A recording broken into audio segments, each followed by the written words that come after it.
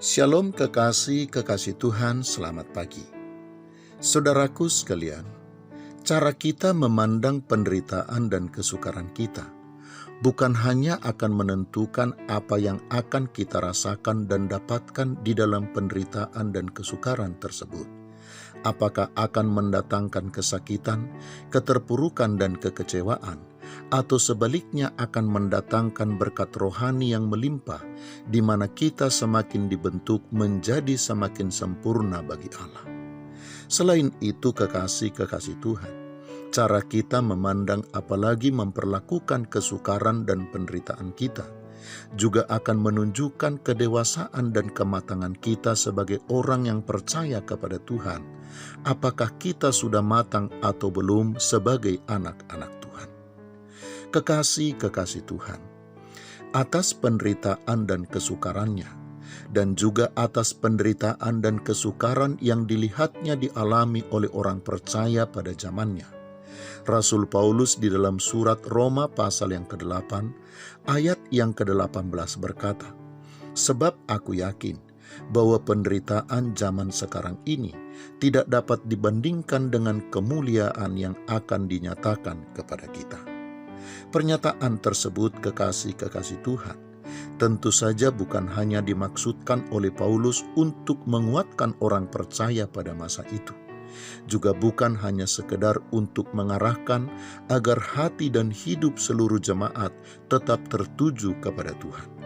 Tetapi pernyataan Paulus tersebut terutama telah menunjukkan kematangan rohani Paulus sebagai rasul dan sebagai orang yang percaya kepada Tuhan, di mana Paulus sudah mengerti dan memahami arti dan posisi dari kesukaran atau penderitaan di dalam hidupnya.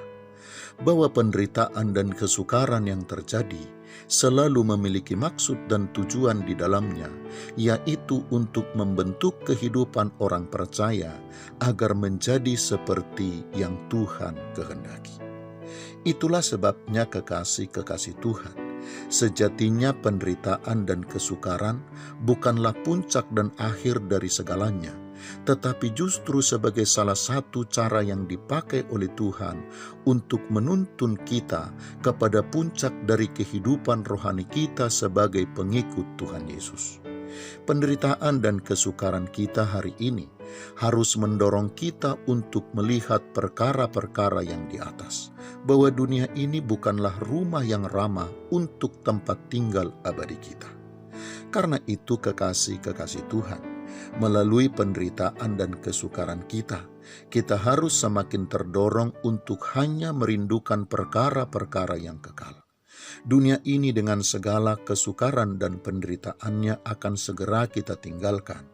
Karena itu mari kita mengarahkan hati dan hidup kita kepada perkara-perkara yang kekal, yaitu perkara-perkara yang di sorga bersama dengan Tuhan. Selamat pagi, Tuhan Yesus memberkati. Shalom.